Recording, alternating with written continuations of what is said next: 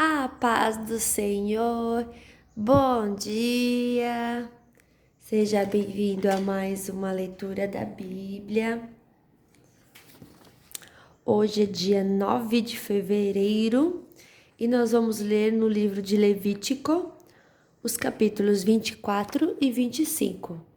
Estamos quase terminando o livro de Levítico, capítulo 24 e 25. E o capítulo 24 vai falar sobre o candelabro. O Senhor Deus disse a Moisés o seguinte: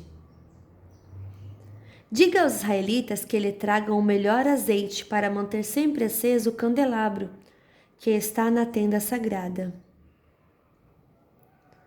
Todas as tardes Arão acenderá o candelabro e o manterá aceso a noite toda. Ali na presença de Deus, o Senhor, do lado de fora da cortina que fica em frente da Arca da Aliança. Essa lei deverá ser obedecida por vocês e pelos seus descendentes para sempre. Arão cuidará dos pavios das lamparinas do candelabro de ouro puro, para que fiquem sempre acesas na presença do Senhor. O pão sagrado. 12 pães, cada um pesando 2 quilos, deverão ser feitos da melhor farinha e postos na mesa de ouro puro, que fica na presença de Deus, o Senhor. Os pães deverão ser arrumados em 2 pilhas, 6 pães em cada pilha. Em cima das 2 pilhas será colocado incenso puro, para lembrar que todos os pães são oferecidos ao Senhor como oferta de alimento. Todos os sábados para sempre, o grande sacerdote colocará os pães em ordem na mesa, na presença de Deus, o Senhor.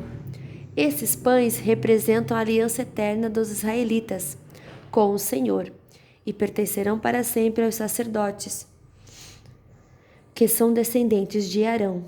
Os pães são muito sagrados, pois são uma oferta de alimento dada ao Senhor. Por isso, os sacerdotes os comerão no lugar sagrado. Pecado e castigo. Havia entre os israelitas um homem que era filho do egípcio, casado com uma mulher israelita. Ela se chamava Selomite e era filha de Dibri, da tribo de Dan. Certo dia, no acampamento, numa briga com um israelita, esse homem blasfemou contra o nome de Deus, o Senhor, e o amaldiçoou. Levaram o homem a Moisés e o deixaram preso até que o Senhor dissesse o que deveriam fazer. O Senhor Deus disse a Moisés: leve esse homem para fora do acampamento. As pessoas que o ouviram blasfemar contra mim colocarão as mãos na cabeça dele, e depois o povo todo o matará a pedradas.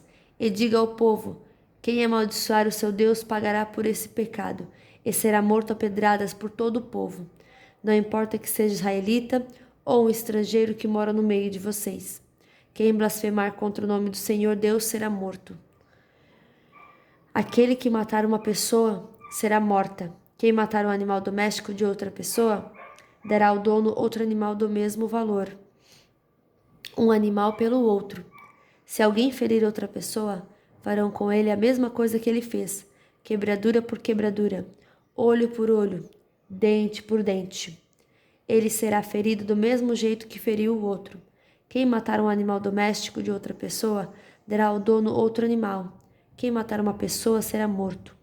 A lei é a mesma para os estrangeiros que moram no meio de vocês e para os israelitas. Eu sou o Senhor, o Deus de vocês. Então Moisés disse tudo isso aos israelitas. Aí eles pegaram um homem que havia amaldiçoado o nome de Deus e o levaram para fora do acampamento. E ali o mataram a pedradas. Assim eles fizeram aquilo que o Senhor havia ordenado a Moisés. Capítulo 25. O 7º ano.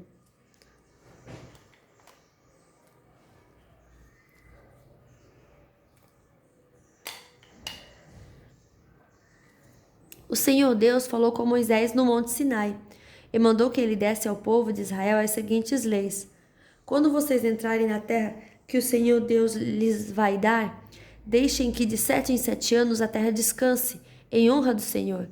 Durante 6 anos semeiem os seus campos, podem as parreiras e colhem as uvas. Mas o 7º ano será um ano de descanso sagrado para a terra, um descanso dedicado a Deus, o Senhor. Nesse ano ninguém semeará o seu campo, nem podará as suas parreiras. Ninguém colherá o trigo que crescer por si mesmo, nem podará as parreiras, nem colherá as uvas. Será um ano de descanso completo para a terra.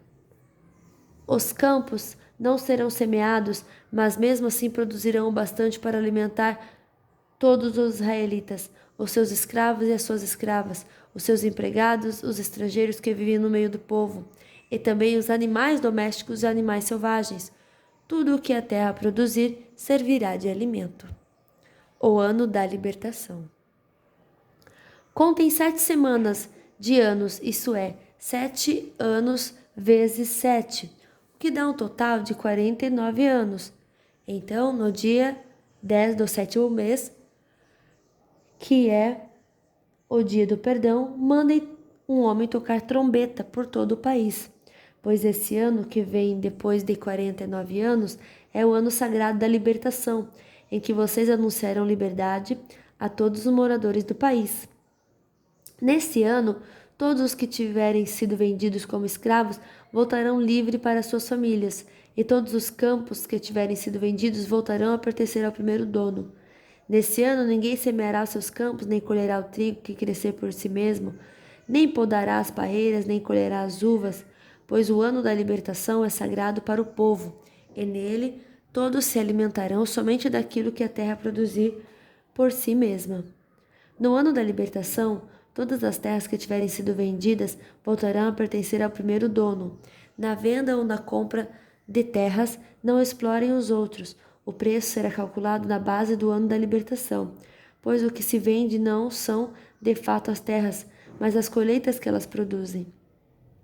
Portanto, o comprador descontará do preço o número de colheitas desde o último ano da libertação, e o vendedor calculará o preço na base dos anos de colheita que ainda faltam até o seguinte ano da libertação.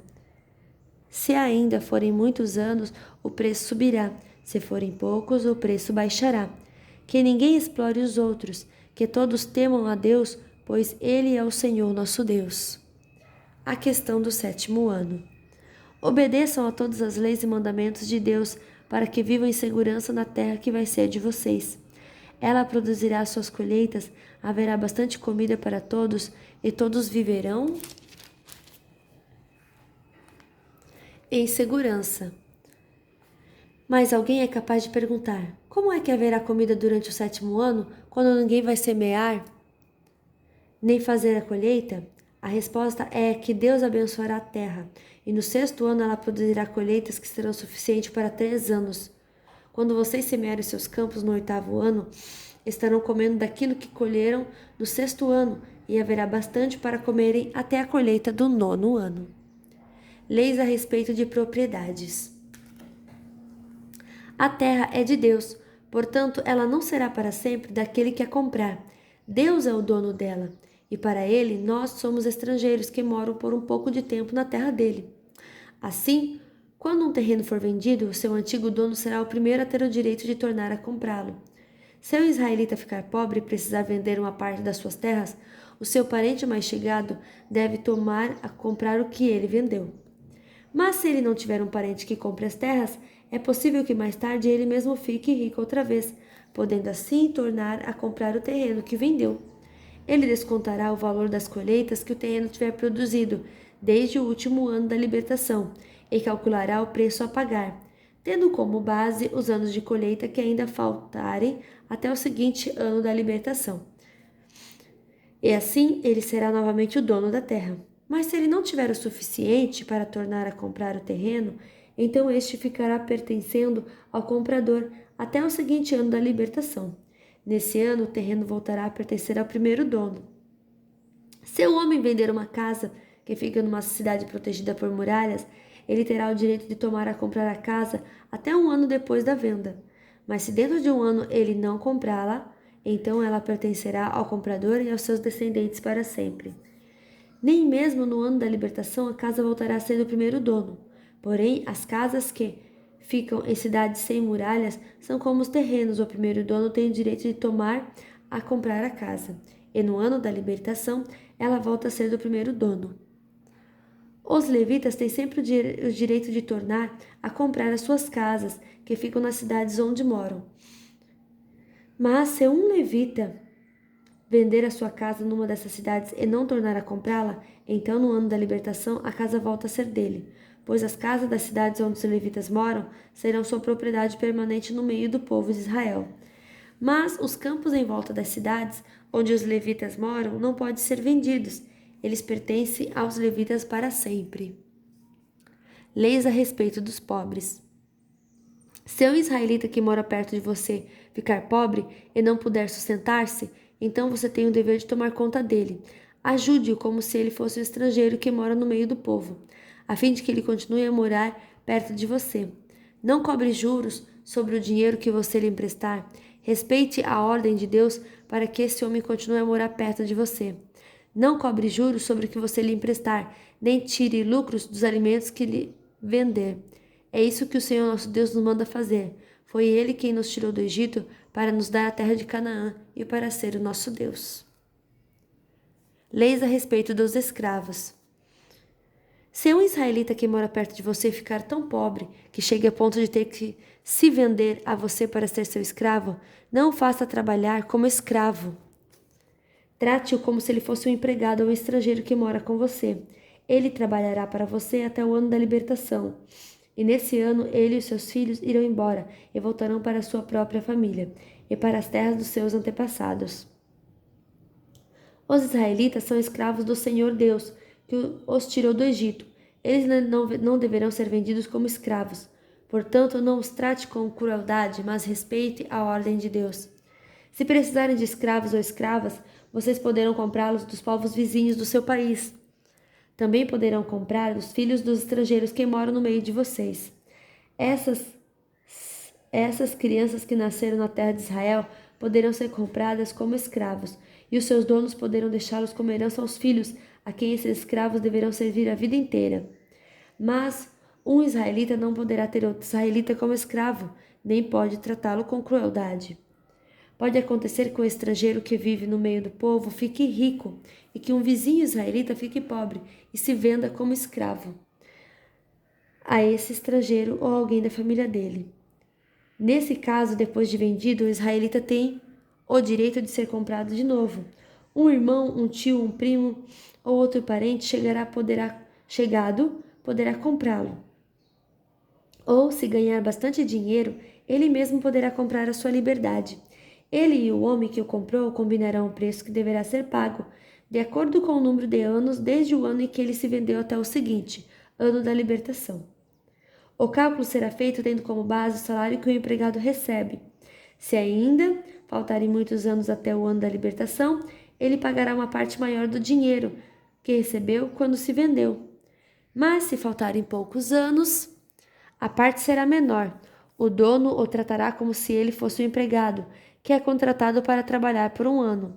Não deixem que o dono o trate com crueldade. E se o homem não for libertado por nenhum desses modos, então no ano seguinte, ano da libertação, ele e seus filhos ficarão livres, pois os israelitas são escravos de Deus, que os tirou do Egito. Ele é o Senhor, o Deus deles. E fim da nossa leitura de hoje. Que Deus abençoe você, sua vida, sua família e até amanhã. Tchau!